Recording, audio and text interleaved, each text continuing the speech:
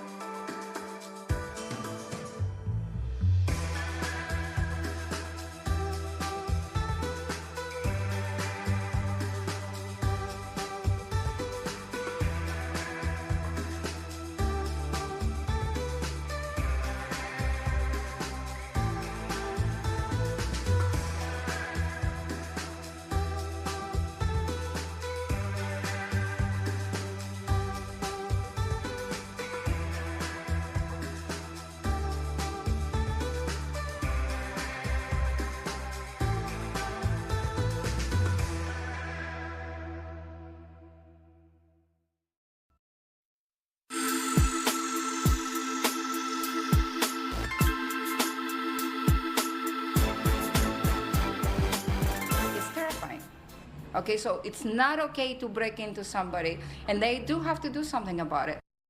Retail crime, it's a problem plaguing cities all across the West. And tonight, one state has a plan to spend hundreds of millions of dollars to fight back against the thieves. Businesses aren't just dealing with theft. In some cases, employees are being attacked. Good evening, everyone. Welcome to West Coast Wrap. I'm Alex Savage. California is ready to make its largest ever investment to try to combat this problem. Fox 11's Phil Schuman breaks down where the money is going to go.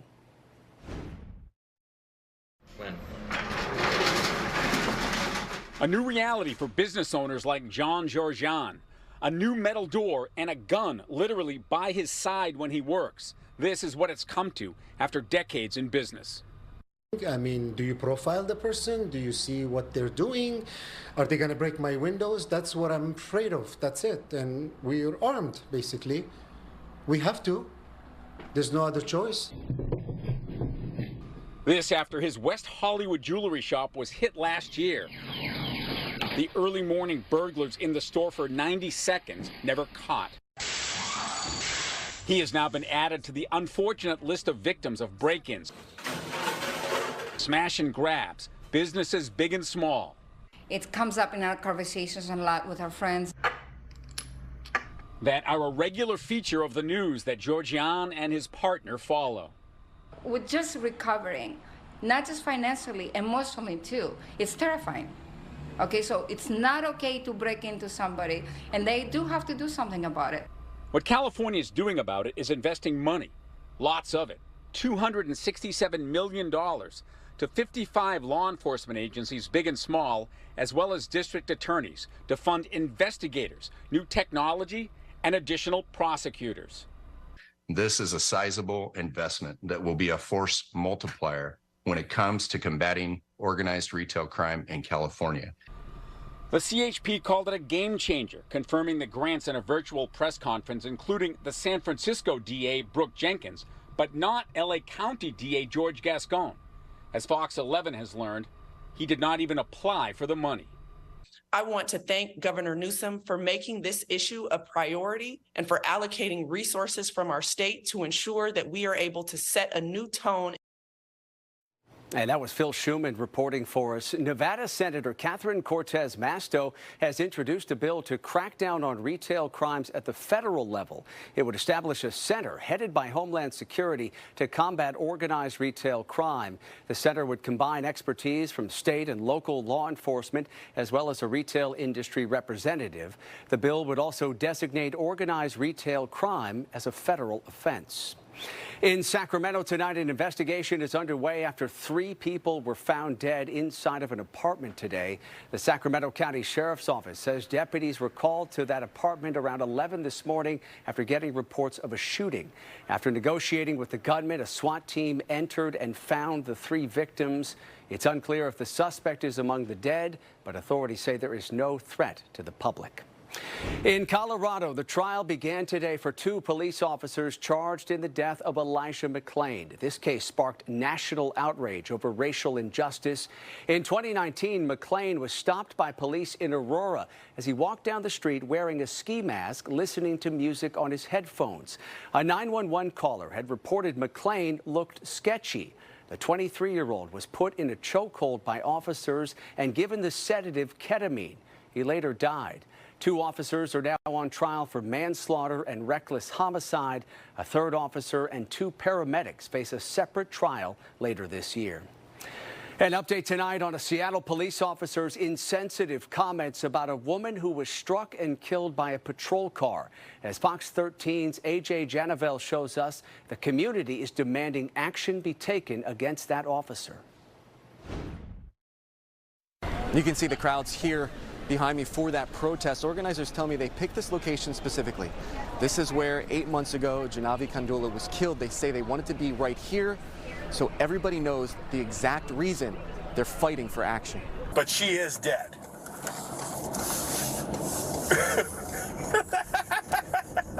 They don't have any concern for the fact that this happened. They don't care about us, the citizens.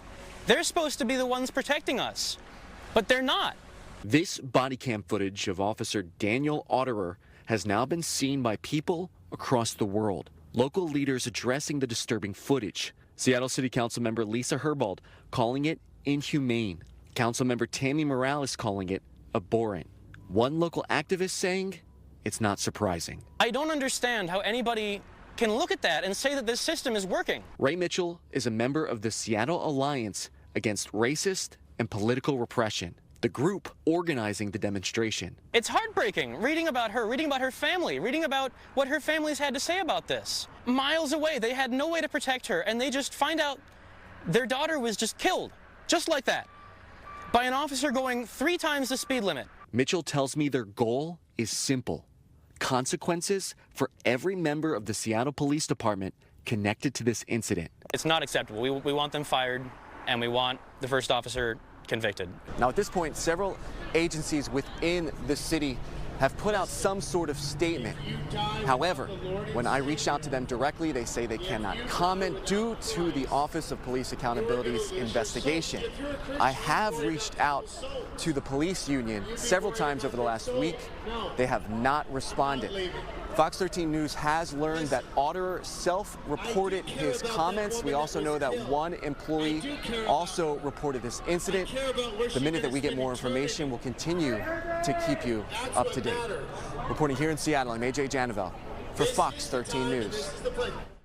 Now to a tragedy in Washington state tonight. One person is dead following a seaplane crash at Lake Sammamish. First responders were called out to this scene around 11 o'clock this morning. The lake borders the city of Bellevue and is just east of Seattle. The Bellevue Fire Department says one man was killed in the crash. Another man survived, but he is in critical condition. Authorities say a group of jet skiers helped get one of the victims to shore. When firefighters arrived, those Good Samaritans were already performing CPR. Neighbors tell Fox 13 Seattle the victims were a father and son. It's unclear tonight exactly what caused that plane to go down. We are the union! We are the union! A strike underway tonight targeting 3 major automakers in this country. And tonight, roughly 10% of the country's unionized auto workers are walking picket lines at 3 assembly plants, all of them in the Midwest. So far, no auto workers have gone on strike at plants here on the West Coast, but that could change. The UAW represents employees across the country, including workers in 4 West Coast states. The workers are at plants in 6 cities. Those plants belong to GM, Ford, and Stellantis. The plants are in Portland, Reno, Yucca, Arizona, and 3 California cities, Manteca, Rancho Cucamonga, and Ontario. The union is pushing for pay increases of 36%, a shorter work week, and a return to traditional pensions. They also want the automakers to rely less on temporary workers. The automakers say they're willing to pay more, but the union's demands are unreasonable. Tonight, KTVU's Tom Vakar takes a closer look at the state of labor unions in this country, which have found quite a bit of success at the bargaining table. On Friday, President Biden spoke about the Treasury Department's most comprehensive study ever on the overall economic benefits unions provide for their members, non-union workers, and the nation. Unions raise workers' wages, they said, incomes, increase home ownership, increase retirement savings, increase access to critical benefits like sick leave and child care, and reduce inequality, all of which strengthen our economy for all workers. As of last year, there were 14.3 million U.S. members working for private companies or government agencies in the U.S. Now, that's down from 17.7 million 40 years ago. Union members make up only 6% of the private workforce, but 33% of public sector workers. Former EDD director, attorney Michael Bernick, points out the main causes why private union membership is so low. Globalization, obviously, and to an extent technology, but I would say these broader forces, more than the political forces, broader economic forces. There have been only slightly more labor actions this year from last year, but here's the huge difference. The number of workers involved, we've seen a sharp uptick between 2022 and 2023 so far. Ken Jacobs, chair of UC Berkeley's Labor Center, says unions are getting more public support. Look at the polling, and support for unions is the highest it's been since the mid-1960s. Jacobs says another poll shows 75% of folks support the UAW strike, less than 20% oppose it. The support among young people is even greater than the rest of the population.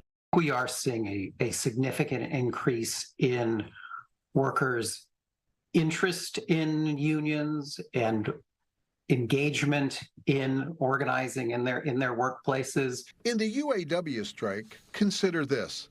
The average U.S. car dealer carries just enough inventory to keep them in business for about 2 months. So, considering supply and demand, failure to settle this strike fast will drive all car prices higher. Tom Vakar, KTVU, Fox 2 News. Hackers have come forward claiming to have carried out last week's attack on a Las Vegas casino. Coming up tonight, their new demands for MGM Resorts. Plus, a tribute to Kobe Bryant has drawn fans from across Southern California and beyond. We'll tell you why the mural may have to come down. And in weather, a bit of a cool down across portions of the West Coast. Here's our live camera in the San Francisco Bay Area from San Jose. Looks like temperatures will be cooling off, especially as we head to the weekend. We'll have the update coming up. Also coming up tonight, a whole lot of unwelcome visitors in one Arizona home. What it took for experts to remove all of these rattlesnakes.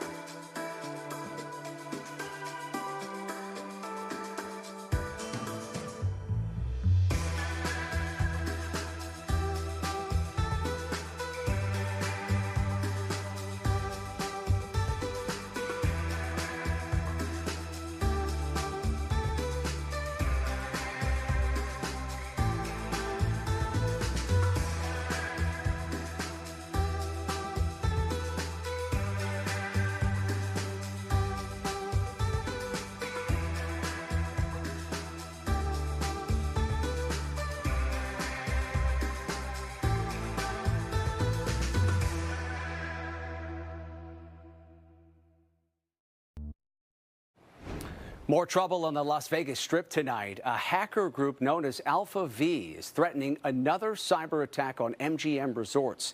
Over the weekend, the group hacked the company's operating systems, causing major problems for guests. That hack led to manual check-ins for customers and slower customer service. In response, the company shut down part of its network. On social media, Alpha V threatened a second data breach if MGM does not respond to the group's first attack. This same group was reportedly behind a similar attack on Caesars in late August, in which that resort paid the cyber thieves millions of dollars. The movement to decriminalize some psychedelics is picking up steam across the West Coast, and one state is taking an unprecedented step to offer those substances to the public. America's first licensed psilocybin service center just opened this summer in Eugene, Oregon. This comes after voters approved a measure in 2020 allowing people 21 and older to access psilocybin, also known as magic mushrooms, for therapy. Epic Healing Eugene is now taking appointments, allowing people to try out the psychedelic. No prescription or referral is needed, but supporters of these centers are hoping this will spark a change in mental health care. Angela Albee is the manager of Oregon's psilocybin services section. She recognizes there are a lot of unknowns right now when it comes to this kind of treatment. We're making sure that they're informed about those unknowns, as well as the potential benefits or potential risks of consuming psilocybin. We're not going to have tons of dispensaries selling to the general public. This is very much about supported use for adults 21 years of age or older. And that support comes from licensed facilitators who don't handle or sell the psilocybin products, but instead provide preparation, administration, and integration sessions to clients. The Epic Healing Center in Eugene now has a wait list of more than 3,000 names, including people with depression and PTSD. Magic mushrooms might soon be legal in California. A bill that will decriminalize certain psychedelic drugs is sitting on Governor Newsom's desk. The bill would allow possession and use of a few naturally occurring psychedelic substances, including the ingredients in hallucinogenic mushrooms. It bars possession on school grounds or by someone under 21. Governor Newsom has until October 14th to sign or veto the bill. If he does sign it, it would take effect in 2025. In Southern California, one artist's tribute to Kobe Bryant may have to come down. Fox 11's Gina Silva reports the owner of a building where a mural has been painted now wants it removed. A lot of people come here, take pictures of it, take pictures in the background and everything. People like Todd Barrett visiting from San Francisco. But I came down to get my pics and pay honor to a great one. It's what people do from all over the world. Many go online looking for Kobe and Gianna Bryant mural locations. There are more than 300 Kobe murals in Southern California.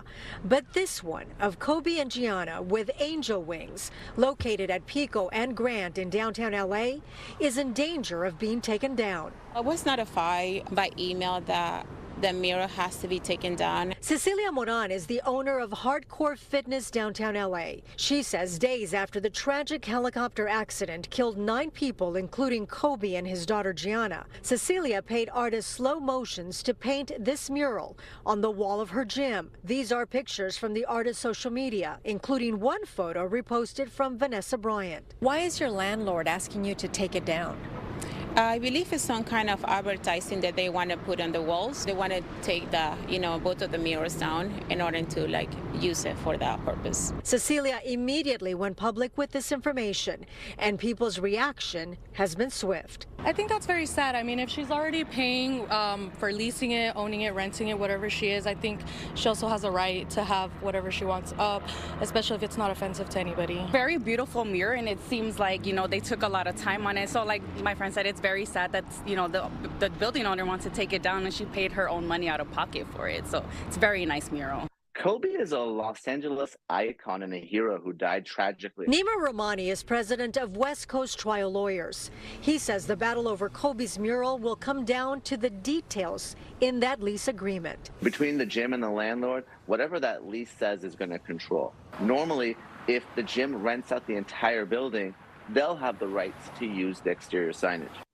But if the landlord says that they maintain the rights to that signage, they're going to be able to force the gym to take out that Kobe mural. It's their building.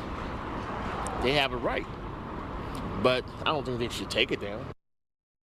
And that was Gina Silva reporting for us. More than 4,300 people have signed a change.org petition to save that Kobe Bryant mural. A rocket launch lit up the skies over several West Coast states and caused a whole lot of buzz on social media. The private company Firefly Aerospace launched that rocket last night from Vandenberg Space Force Base in Southern California. This was a test to showcase how quickly the company can launch and deploy a satellite during national security missions. Conditions were clear enough for people hundreds of miles away to see it. One person in Tucson, Arizona, posted an image of his view of that launch on social media. You can see the rocket in the distance over the desert landscape. National Weather Service workers in Las Vegas also got a glimpse of the launch. They captioned this photo with "View of Vandenberg rocket launch this evening from our backyard in Las Vegas. Can you see the rocket and its contrail?" All right. Let's turn things over now to KTVU meteorologist Mark Tamayo, who is tracking the weekend forecast across the West. Mark? Hi there, Alex. Yeah, of course, they actually had clear skies to get those visuals from yesterday. And as we take a look at the satellite for today, for this evening, the bulk of the West Coast actually enjoying lots of clear skies, except some fog near portions of the coastline throughout the day near the San Francisco Bay Area, close to Los Angeles. And then out toward Denver, they have been picking up some showers and thunderstorms. You'll notice the activity is kind of scooting on out to the south and to the east. Enough moisture, cold enough that for the higher peaks of Colorado, they actually picked up some snowfall for today. Showing you this in Denver, picking up on the cloud cover this afternoon, 65 degrees as we check out some more spots. This is up in Seattle at a nice 84. Lots of sunshine up in the Pacific Northwest and down in Southern California. This is closer to Santa Monica. Well, Los Angeles, you can see the low clouds and fog, the marine layer clouds with temperatures highs today in the 70s. Current numbers across the board here. You can see Seattle 77 degrees, Las Vegas 89, and Phoenix in the upper 90s, currently in 98 degrees. So here's the overall weather story. It has been dry up in the Pacific Northwest. Into the weekend, though, we're going to cool things off for places like San Francisco down towards Los Angeles and into San Diego. We have been tracking the storms out toward Colorado, but they will eventually clear out as well into the weekend.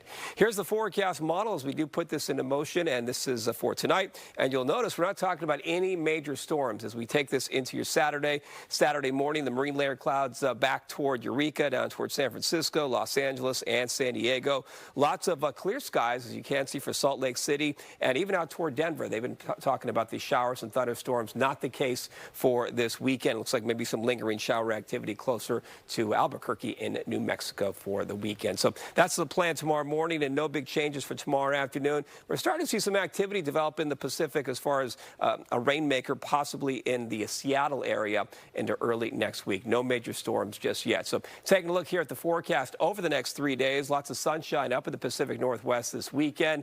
For San Francisco, we'll start off with lots of low clouds and fog, and the skies are becoming partly cloudy into the afternoon hours. Temperatures in the 70s for Southern California. The heat is building back in Phoenix, but thankfully we're not talking about any extreme heat, and more sunshine for Denver. So no major storms to talk about, just temperatures could be cooling off across portions of the West Coast as we head into the weekend. All right, Alex. Bit of a cool down for the weekend. Mark, thank you. 20 rattlesnakes found inside one Arizona home. Coming up tonight on West Coast Wrap, the man with the tough task of removing them explains how they likely wound up there.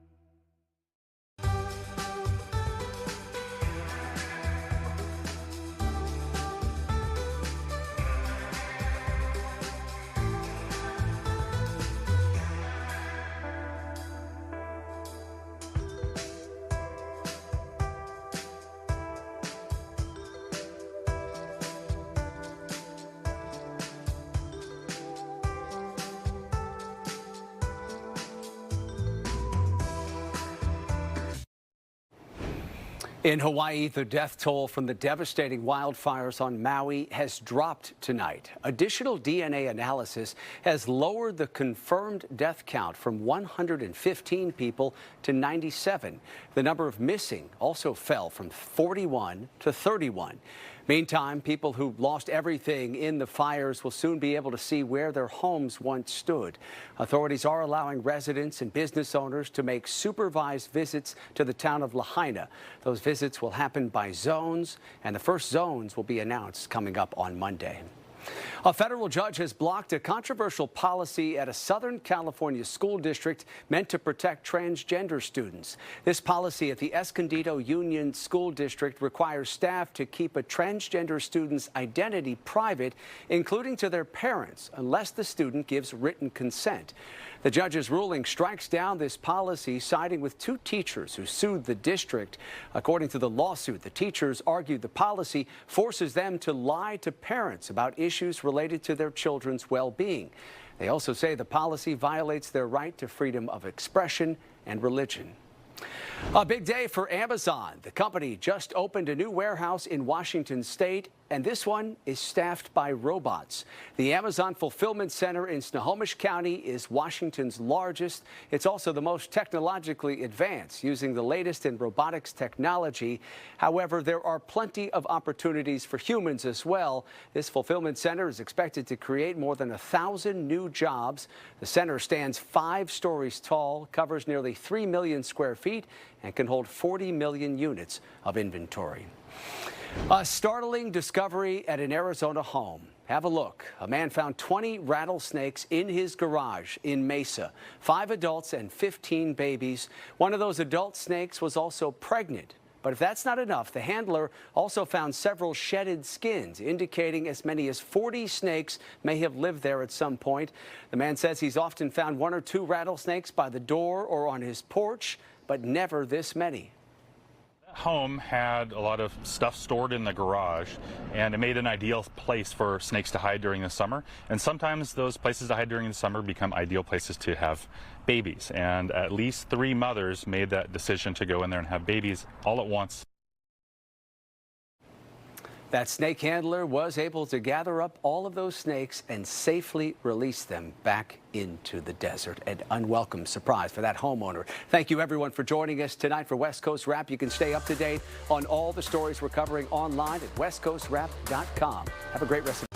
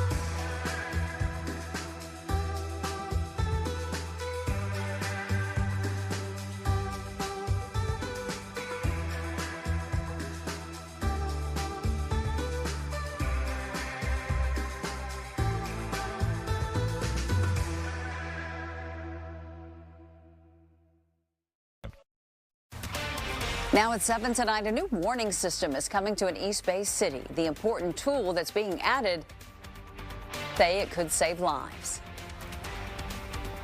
It's a blunt tool to alert the community that something is happening and we need them to get more information because an action is required. And from an idea to reality, tonight San Francisco is celebrating a brand new night market. We'll take you live to the Sunset District. This is KTVU Fox 2 News at 7:30.